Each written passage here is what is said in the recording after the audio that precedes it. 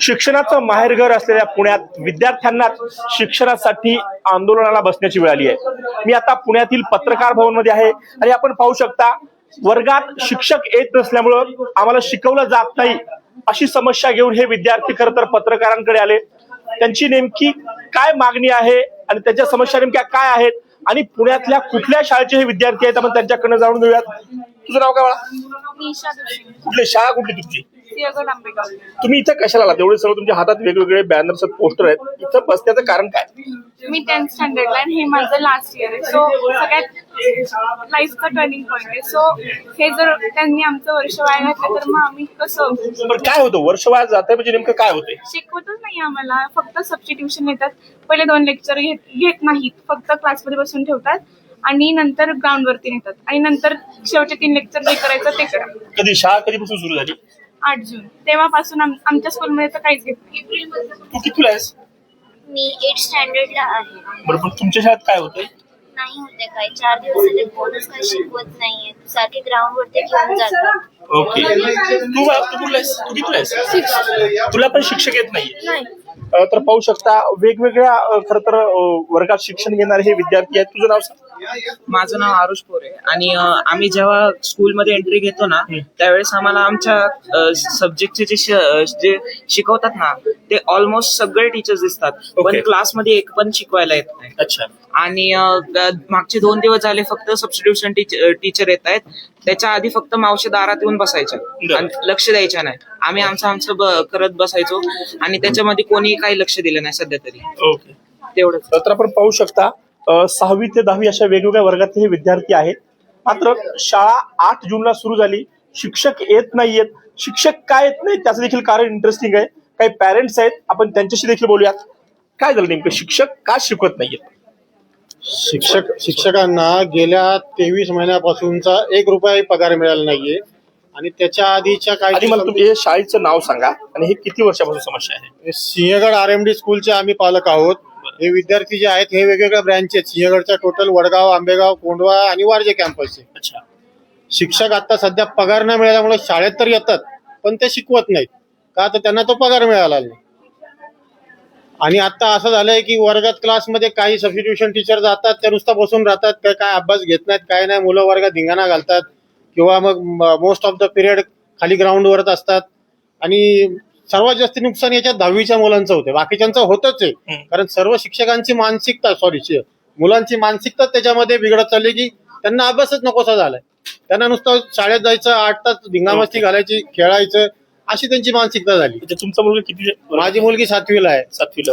तुमचं नाव सांगा मला, तुमचं कोण आहे? माझं नाव स्मिता कावळे आहे, मी वारजे ब्रांच मधनं आहे। माझी मुलगी RMD सिंहगड स्प्रिंगडेलला आहे, वारजे शाखेत। पण झालं काय नेमकं, काय होतं सातत्यानं तुम्ही अशा प्रकारे? तर आम्ही सातत्याने काही दिवस गेले की आम्ही फॉलोअप घेतोय। आमच्या मुलांना शिक्षक आहेत पण शिक्षक शिकवत नाही का, तर त्यांचे पगार रेग्युलर होत नाही। एखादी कर्मचारी काम करतो एखाद्या संस्थेमध्ये तर तो अपेक्षा ठेवतो की त्याला काहीतरी वेतन मिळावं, ती वेतन जर का वेळेत नसेल, 2 महिने मिळतं, 4 महिने नाही, 6 महिने नाही, मग वर्षभर नाही, असा तुटवडा होत जातो। मग त्याच्यामुळे ते पण शिकवणं रेग्युलर होत नाहीये। म्हणजे आपण तुम्ही पाहिलं असेल शिक्षक शाळेत येतात मात्र त्या शिक्षकांना महिने पगार मिळत नाही, त्यामुळे ते विद्यार्थ्यांना शिकवत नाही आणि त्यामुळे विद्यार्थ्यांचं पुढचं शिक्षण जे आहे ते होत नाही। एकंदरीत असा सूर्य सर्वांचा आहे। तर तुम्ही पुढे या, तुमचं नाव सांगा, तुमचं मूल कितीला आहे? माझं नाव अश्विनी कुंभार, माझा मुलगा सिंहगड स्प्रिंगडेल मध्ये 8वी इयत्तेमध्ये शिकतोय। तर आमचं म्हणणं आहे की मुलांचं शैक्षणिक नुकसान न होता मंत्र्यांनी लवकरात लवकर आमच्या मुलांसाठी व्यवस्थित मदत करावी। ओके, काय तुम्ही शाळेतल्या कुणाला भेटला, त्यांचं काय सांगितलं? तिथे शिक्षिका आहेत, त्यांचं मिस्टर आहे मी। बरं, साने अण्णावय माझं। ओके, तर मी स्वतः मंत्रालयात 3 वेळा गेलोय। मुख्यमंत्री, उपमुख्यमंत्री, शिक्षण मंत्री, इथले पुण्यातले जे शिक्षक अधिकारी आहेत त्यांना सगळ्यांना आम्ही जाऊन भेटलोय की 25 महिने आमच्या मिसेसचा पगार नाहीये आणि तिथं कोणी रिस्पॉन्स देत नाही। मागच्या वेळी प्रिन्सिपल मॅडमला जाऊन भेटलो होतो, विद्यार्थ्यांचं नुकसान होऊ नये म्हणून हे लोक शिकवत आहेत, तुम्ही लक्ष घाला। अच्छा, तर काही पगार बिगार काही होत। आणि मुख्य म्हणजे त्यांचे काही लोक आहेत ना, या शिक्षकांना धमक्या देत आहेत। अच्छा, की तुम्ही आंदोलन करू नका, हे करू नका। ओके, आणि आपण पाहू शकता आता पगार झाला त्यांचा, 1 पगार झाला आणि रेग्युलर पगार झाला। मागच्या पॅरेंट्स त्यांनी हळूहळू दिले तरी ते शिकवायला तयार आहेत। ओके, किती महिन्याचा पगार बाकी आहे? आता 25 महिन्याचा पगार बाकी 25 महिन्याचा पगार आहे. म्हणजे प्रत्येक शिक्षकाचे 20-20, 22-22 लाख रुपये बाकी. ओके, ठीक आहे. तर आपण पाहू शकता पुण्यातील पत्रकार भवनमध्ये आपण पाठीमागं पाहिलं असेल तर अनेक विद्यार्थ्यांचे पालक खरं तर हीच अडचण घेऊन, हीच समस्या घेऊन या ठिकाणी आलेले आहेत. ताई, तुम्ही कुठून आलाय? मी 10वीची मुलीचं पेरेंट कुठल्या शाळेत आहे? आंबेगाव, सिंहगड काय सेंट्रल काय आंबेगाव. झालं माझी काय? मुलगी 10वीला आहे आता. ओके. मी टीचरचं पण साईडला ठेवते की कधी ना कधी तुम्हाला पगार मिळेल पण माझी मुलगीचं 10वी आता सुरू आहे. ओके. पुढच्या वर्षी ती परत 10वीला बसणार आहे का?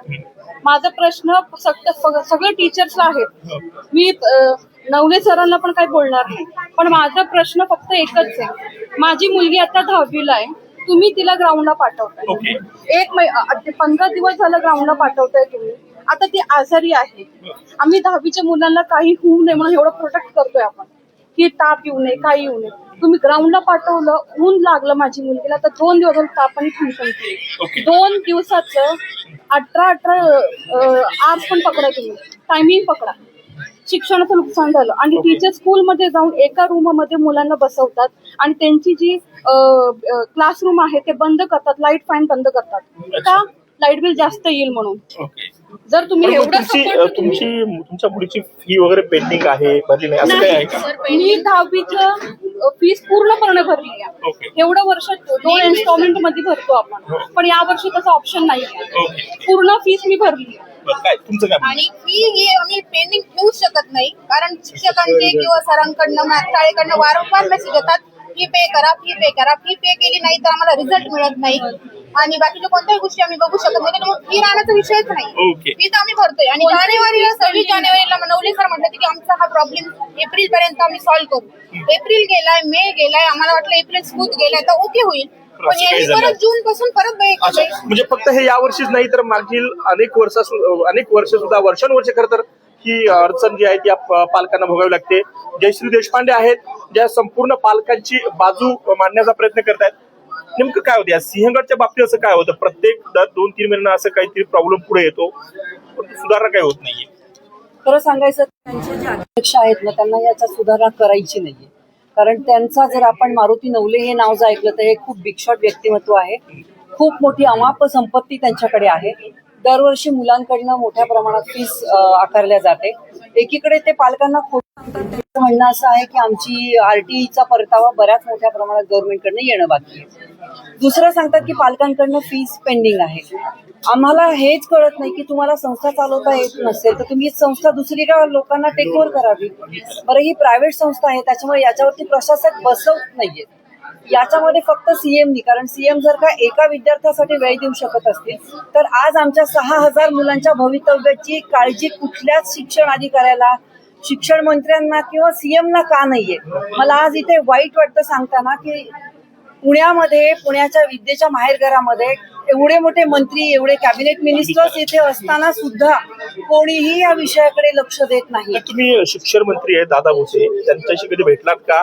ही अडचण त्यांच्याकडे मांडण्याचा प्रयत्न केलाय, त्यांनी काय सांगितलं? मी आपल्याला हे मुद्दाम दाखवू इच्छिते. गेल्या वर्षी आम्ही काही पालकांसमवेत शिक्षण मंत्र्यांकडे गेलो होतो.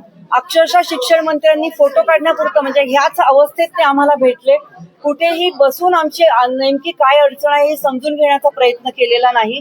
CBSE board, ICSE board, SSE board फक्त बोर्ड म्हणजे त्या सिलेबसच्या वरतीच बोलतात. ते मेन कुठल्या विषयावर बोलायचं असतं हे कदाचित त्यांना कितपत माहिती किंवा त्यांना गाईड करणारी लोक आहेत की नाही त्याच्यावर शंका आहे. आणि शिक्षण मंत्री उदासीन आहेत, मला आपल्याला एवढंच सांगायचंय.